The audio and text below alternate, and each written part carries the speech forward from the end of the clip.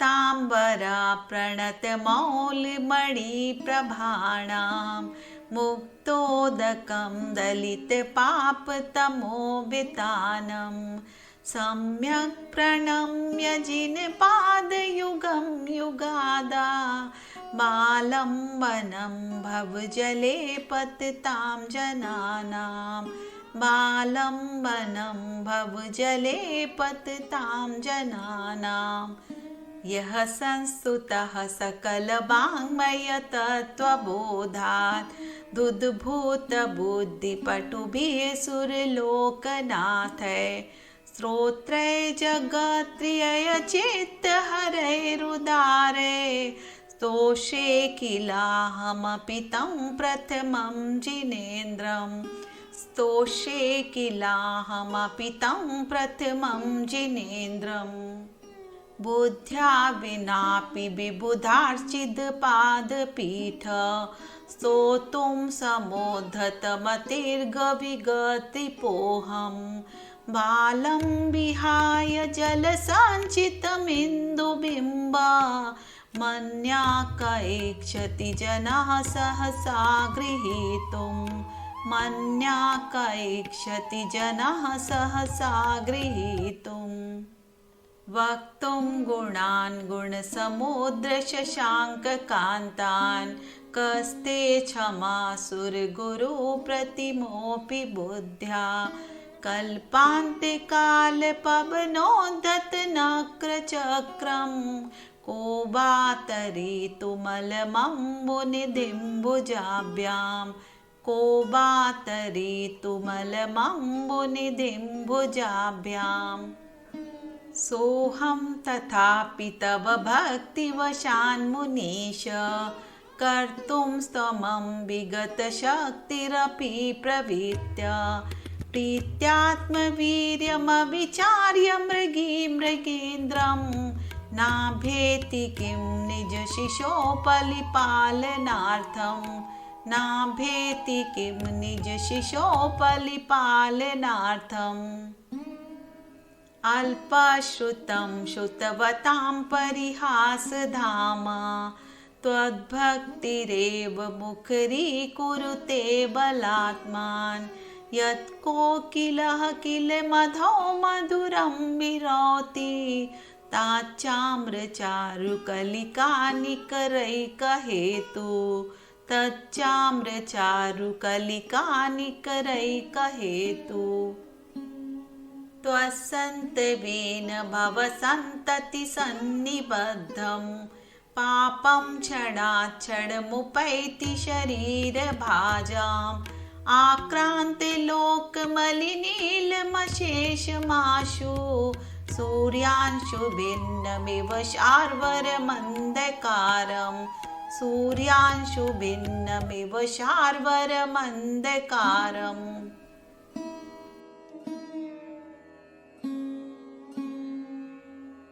वेति नाथ तव संस्तवनं मयेद मारभ्यते तनुधियापि तव प्रभावात् चेतो हरिष्यति सतां नलिनीदलेषु मुक्ता फलादुतिमुपैति ननूदबिन्दु मुक्ता फलादुतिमुपैति ननूदबिन्दु आस्तां तव स्तमनमास्तसमस्तदोषं त्वत्सङ्कथापि जगतां दुरितानि हन्ति दूरे सहस्रकिरणः कुरुते प्रभैव पद्माकरेषु जलजानि विकासभाञ्जे पद्माकरेषु जलजानि विकासभाञ्जे नात्यद्भुतं भुवनभूषणभूतनाथ भूतैर्गुणैः भुवि भवन्तममीष्टुवन्ता तुल्या भवन्ति भवतो ननु तेन किन्वा भूत्याश्रितं यैह नात्मसमं करोति भूत्याश्रितं यैह नात्मसमं करोति दृष्ट्वा भवन्तमनिमेषविलोकनीयं नान्यत्र तोषमुपयाति जनस्य चक्षुः पीत्वा पया शशिकरादुतिदुग्धसिन्धो चारं जलं जलनिधेरसितुं कैक्षेत् चारं जलं जलनिधेरसितुं कैक्षेत् यै शान्तिरागरुचिभिः परमाणुभिस्त्वं निर्मापितस्त्रिभुवनैकललामभूत तावन्त एव खलु ते प्रणवः पृथिव्या यत्ते समानमपरं न हि रूपमस्ति यत्ते समानमपरं न हि रूपमस्ति त्वं क्वते सुरगरो गणनेत्रहारी निःशेष निर्जित जगत्तृतीयोपमानं बिम्बं कलङ्कमलिनं क्व निशाकरस्य यद्वासरे भवति पाण्डुपलाशकल्पं यद्वासरे भवति पाण्डुपलाशकल्पम् सम्पूर्णमण्डलशशाङ्ककलाकलाप शुभ्रागुणस्त्रिभुवनं तबलङ्घयन्ति यै संश्रिता श्रीजगदीश्वरनाथमेकं कस्ता निवारयति सञ्चरतो यथेष्टं कस्ता निवारयति सञ्चरतो यथेष्टम्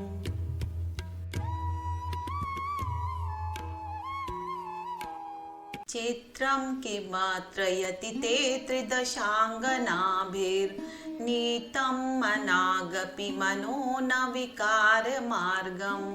कल्पान्तिकालमरुताचलिताचलेन किं मन्दरादिशिखरं चलितं कदाचित् किं मन्दरादिशिखरं चलितं कदाचित् निर्धूमवर्तिरपवर्जिततैलपूर कृस्तं जगत्प्रियमिदं प्रकटीकरोषि गम्यो न जातु मरुतां चलिताचलानां दीपोपरस्त्वमसि नाथ जगत्प्रकाश दीपोपरस्त्वमसि नाथ जगत्प्रकाश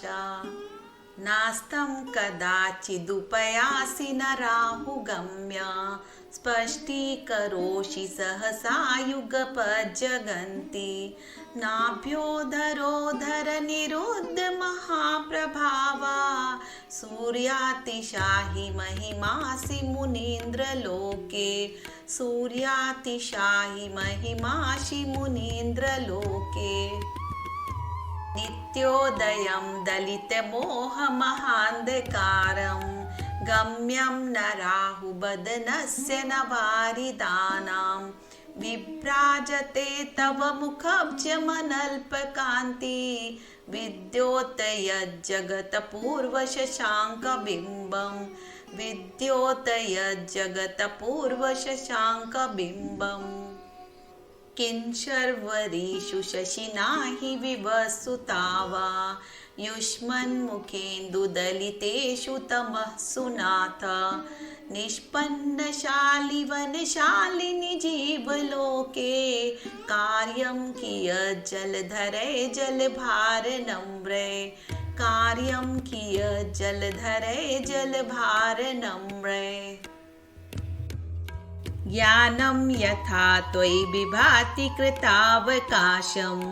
नैवं तथा हरिहरादिषु नायकेषु तेजस्फुर्णमणिषु याति यथा महत्त्वं नैवं तु काचशकले किरणाकुलेऽपि नैवं तु काचशकले किरणाकुलेऽपि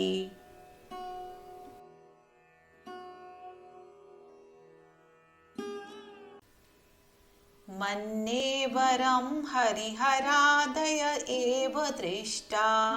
दृष्टेषु एषु हृदयं त्वयि तोषमेति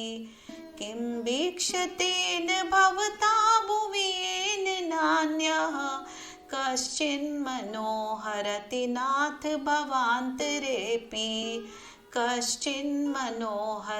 नाथ भवान्तरेऽपि स्त्रीणां शतानि शतशो जनयन्ति पुत्रान्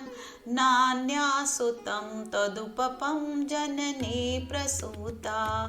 सर्वादिशो ददति भानि सहस्ररश्मिं प्राच्येव दिग्जयति स्फुरदंशुजालां प्राच्येव दिग्जयति स्फुरदंशुजालाम् त्वामामनन्ति मुनयः परमं पुमांसा मादित्यवर्णममलं तमसः परस्तात् त्वामेव सम्यगुपलाभ्य जयन्ति मृत्युं नान्या शिवा शिवपदस्य मुनीन्द्रपन्था नान्या शिवा शिवपदस्य मुनीन्द्रपन्था त्वामा वयं विमुखचिन्तमसङ्ख्यमध्यं ब्राह्मणमनीश्वरमनन्तमनङ्गकेतुं योगीश्वरं विदितयोगमनेकमेकं ज्ञानस्वरूपममलं प्रवदन्ति सन्तः ज्ञानस्वरूपममलं प्रवदन्ति सन्तः बुद्धस्त्वमेव विबुधार्चितबुद्धिबोधात् त्वं शङ्करोषि भुवनात्रयशङ्करत्वात् धातासि धीरशिवमार्गविधे विधानात् व्यक्तं त्वमेव भगवन् पुरुषोत्तमोषि व्यक्तं त्वमेव भगवन् पुरुषोत्तमोषि तुभ्यं नमस्ति भुवनार्तिहराय नाथ तुभ्यं नमः चितितलामलभूषणाय तुभ्यं नमस्ति जगतः परमेश्वराय तुभ्यं नमो जिनभवोदधिशोषणाय तुभ्यं नमो जिनभवोदधिशोषणाय को विस्मयोऽत्र यदि नाम गुणैरशेषैः त्वं संसितो निरवकाशतया मुनीश दोषैरुपात्त विबुधाश्रय जाते गर्वे स्वप्नान्तरेऽपि न कदाचिदपीक्षतोषि स्वप्नान्तरेऽपि न कदाचिदपीक्षतोषि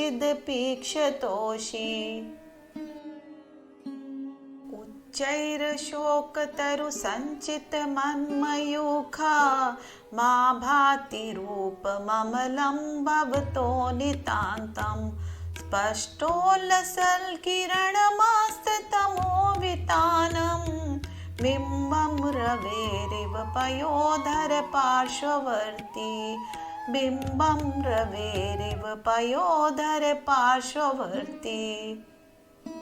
सिंहासने मणिमयूखशिखा विचित्रे विभ्राजते तव वपुः कनकावदातां बिम्बं बिये विलसदंशुलतावितानं तुङ्गोदयाद्रिविरशीरसहस्ररश्मे तुङ्गोदयाद्रिविरशीवसहस्ररश्मे कुन्दावदात् जलचामरचारुशोभं विभ्राजते तव वपुः कलधौतकान्तम्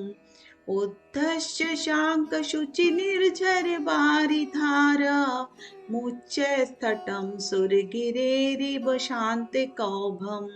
मुच्चैस्तटं सुरगिरेरिव शान्तिकौभम् छत्तत्रयं तव विभाति शशाङ्ककान्त मुच्चैस्तटं स्थगितभानुकरप्रतापं मुक्ताफलप्रकरजालविबुद्धशोभं प्राख्यापयस्ति जगतः परमेश्वरत्वं प्राख्यापयस्ति जगतः परमेश्वरत्वम् गम्भीरतारवपूरितद्विग्विभागास्त्रैलोक्यलोकशुभसङ्गमभूतिदक्षा सद्धर्मराज जय घोषण घोषकासन् खेदुन्दुभिध्वनति ते यशसः प्रभाति खेदुन्दुभिध्वनति ते यशसः प्रभाति मंदार सुंदर नमेरु सुपारिजात संतानकादि कुसुमोत्कर वृष्टिरुद्धा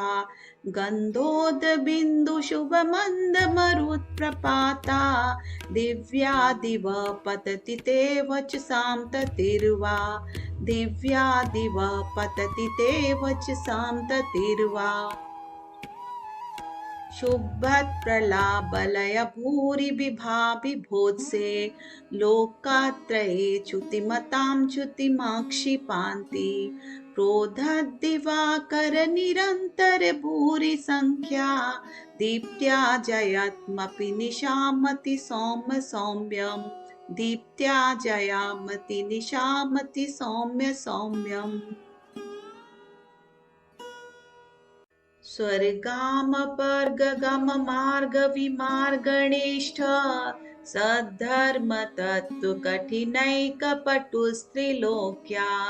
दिव्यार्ध्वनिर्भवदिते विशदार्ध सर्वे भाषा स्वभाव परिणाम गुणै प्रयोज्य भाषा स्वभाव परिणाम गुणै प्रयोज्य उन्निन्द्र हेम नव पंकज पुंज कांति पर्युल्लसन्नख मयूख शिखाभिरामो पादौ पदानि तव यत्र जिनेन्द्र दत्त पद्मानि तत्र विबुधा परिकल्पयन्ति पद्मानि तत्र विबुधा परिकल्पयन्ति थम यथा तव विभूतिरिभुजिनेन्द्र धर्मोपदेशन विधो न तथा परस्या यादक् प्रभादिन कृतः प्रहतान्धकारा यादक् कृतो ग्रहगणस्य विकासिनोऽपि यादक् कृतो ग्रहगणस्य विकासिनोऽपि श्योतन्मदामिलविलोलकपोलमूल मत्तद्भ्रमरनाथ विबुद्धकोपम् एराबताभमिव मुद्धतमापतन्तं दृष्ट्वा भयं भवति नो भविदाश्रितानां दृष्ट्वा भयं भवति नो भविदाश्रितानाम् भिन्ने भकुम्भगलदुज्ज्वल शोणिताक्ता मुक्ता फल प्रकर भूषित भूमिभागा वद्धत्क्रमः क्रमगतं हरिणादियोऽपि नाक्रामति क्रमयुगाचल संश्रितं ते नाक्रामति क्रमयुगाचल संश्रितं ते कल्पान्तिकाले पवनोदतवह्नि कल्पं दावानलं ज्वलितमुज्ज्वलमुस्फुलिङ्गं विष्णुं जिघत्सुमिव सम्मुखमापतन्तं तन्नाम कीर्तनजलं शमयच्च शेषं तन्नाम कीर्तनजलं शमयत्र शेषम् रक्तेषणं समदकोकिलकण्ठनीलं क्रोधोद्धतं फणिलमुस्फणमापतन्तम् आक्रामति क्रमयुगेण निरस्य शङ्कस्त्वन्नागनागदमनी हृदयस्य पुंसः त्वन्नागनागदमनी हृदयस्य पुंसः वल्गत्तुरंग गज गर्जित भीमनाद माजो बलं बलवतामपि भूपतीनां उद्धद्दिवाकरमियूखशिखापविद्धं त्वत्कीर्तनाथम् इवाशुभिधामुपैति त्वत्कीर्तनाथम् इवाशुभिधामुपैति कुन्ताग्रभिन्नगजशोणितवारिवाह वेगावतार तरणातुरयोध भीमे युद्धे जयं विजित दुर्जय जेय पक्षात् त्वत्पादपङ्कजवणाशिणियो लभन्ते त्वत्पादपङ्कजवणाशिणियो लभन्ते अम्भोनिधौ शुभितभीषणनक्रचक्र पाठीनपीठभयदोल्वडबाणवाग्नौ रङ्गतरङ्गशिखरे स्थितयानपात्रास्त्रासं विहाय भवता स्मरणयाद्व्रजन्ति त्रासं विहाय भवतः स्मरणयाद्व्रजन्ति उद्भूत भीषण जलोधर भार भुग्ना शोच्यां दशामुपगताश्युत जीवताशा त्वत्पाद पंकज रजोमृत दिक्ति देहा मर्त्या भवन्ति मकराध्वज तुल्य रूपा मर्त्या भवन्ति मकराध्वज तुल्य रूपा आपादकण्ठमुरुशृङ्खलवेष्टिताङ्गा गाढं गृहन् गणिकोटिनिघिष्टिजङ्घा तन्नाम मन्त्रमनिशं मनुजः स्मरन्ता सद्ध स्वयं विगतबन्धभया भवन्ति सद्ध स्वयं विगतबन्धभया भवन्ति मत्तद्दुपेन्द्र मृगराज दवान लाहि संग्राम वारिधि महोदर बन्धनोत्थं तस्याशु नाशमुपयाति भयं भियेव यस्तावकं स्तबमिमं मतिमानधीते यस्तावकं स्तबमिमं मतिमानधीते स्तोत्रोऽस्त्रजं तव जिनेन्द्रगुणैर्निबिद्धां भक्त्या भया विविधवर्णविचित्रपुष्पां धत्ते जनो यैः कण्ठगतामजस्रं तं मानतुङ्गमम शासमुपैति लक्ष्मी तन्मानतुङ्गमम शासमुपैति लक्ष्मी तन्मानतुङ्गमम शासमुपैति लक्ष्मी।